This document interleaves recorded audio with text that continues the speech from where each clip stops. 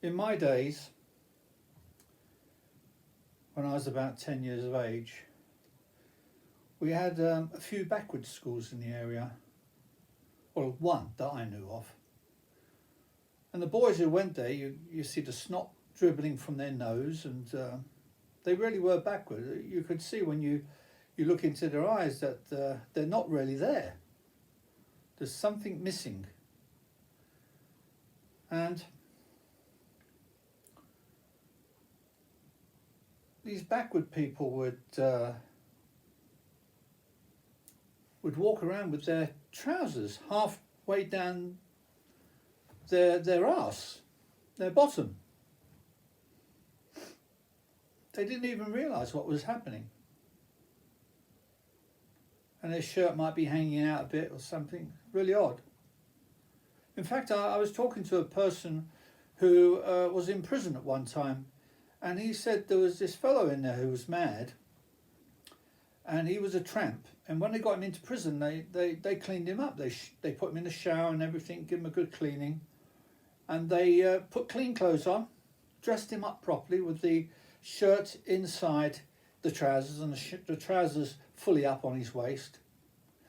And then when he started walking around the yard, which they did in prison, this fellow noticed that he deliberately pulled his shirt out, not the whole shirt, but just part of it, and loosened the trousers so they would start falling down.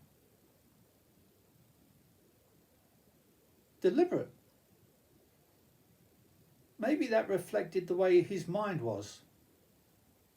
I don't know. But it's interesting to think about it. In my days, the only people who walked around with trousers halfway down their bum was stupid people, backward people. And it seems these days that there's a lot more of those people walking around. They seem to be ubiquitous, especially amongst the classes that don't work.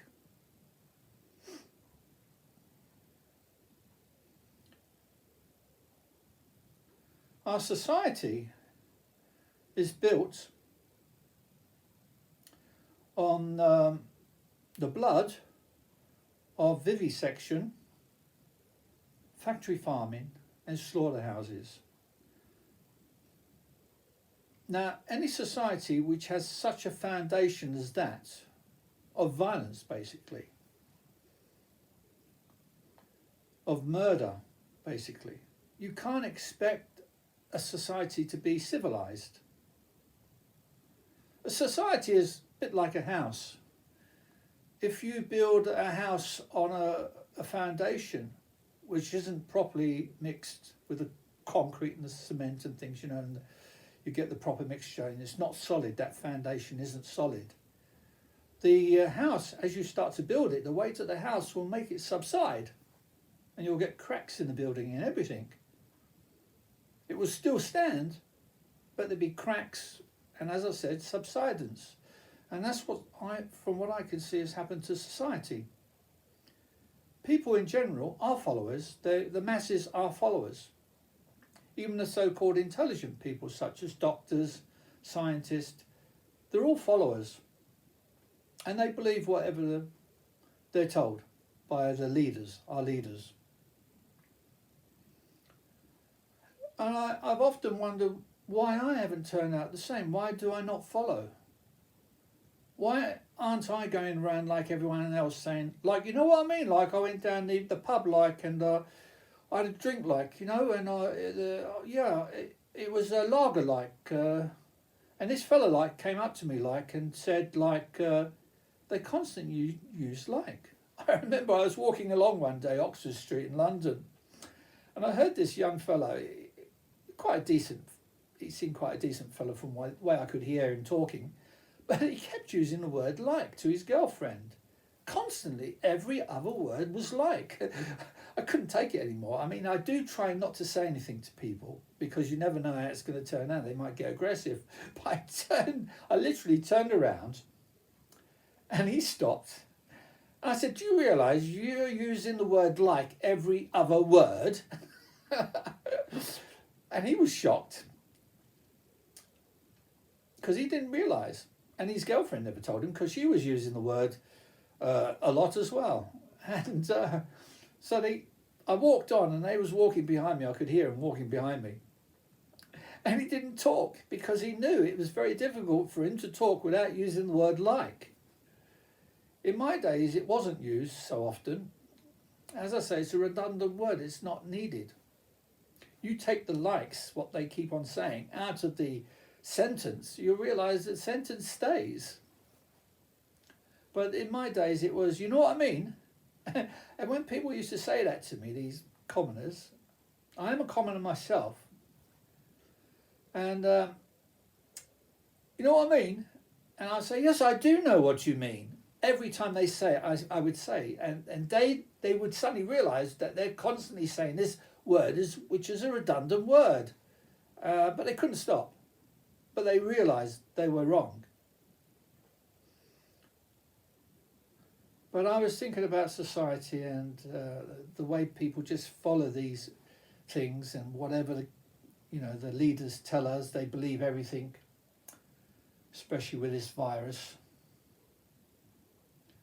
What chances a few people like myself who are individual thinkers going to have of ever changing the attitude of these people? Because you have to get to the masses. And if the masses believe everything that's told to them and they don't question anything, what can you do? You can't. You have to end up following the masses because they make the rules, really.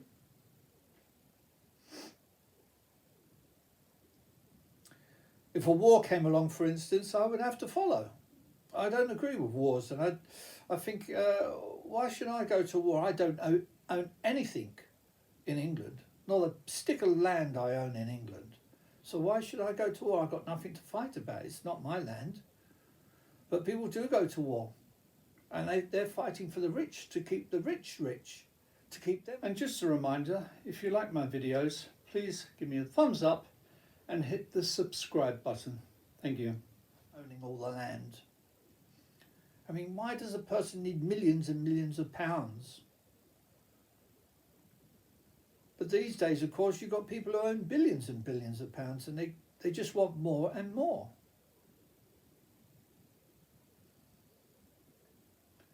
And we all know that the people who pay the taxes are the poor people, the middle classes and the working class. And I was listening to Thomas Sowell, who's one of my favourite intelligent fellows.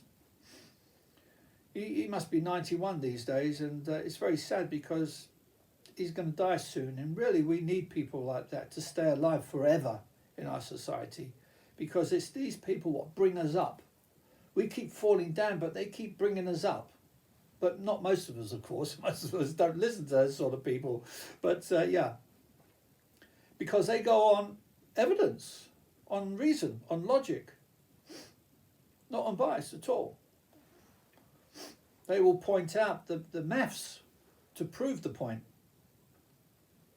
the graphs to prove that their point is correct. And when you listen to these people, you realise how wrong society has got it, because everything they say is totally opposite to what society thinks. And I found that to be so with me as well. What I say, most of society is against it. There's a lot of things I can't talk about which are the truth, but I would be afraid of being attacked in the streets because society is against such thoughts. But it's what I see to be true.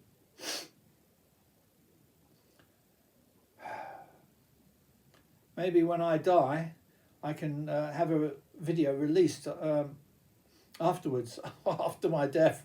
Then no one can follow me to the grave. Of course, we're not buried these days, are we? We're burnt in an oven.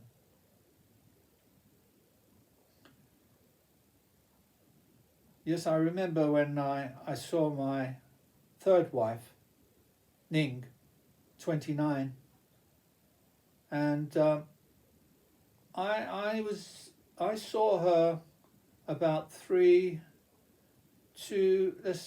days before she committed suicide, and she phoned me that night, and I said, "No, you're not going to commit suicide," because she suffered from depression, and she promised me she wouldn't. But you can't accept promises from people who suffer like that, because one minute they really mean what they say, next minute they're hit with depression and they go and kill themselves. Well, she did the next day after arguing with her present boyfriend at the time.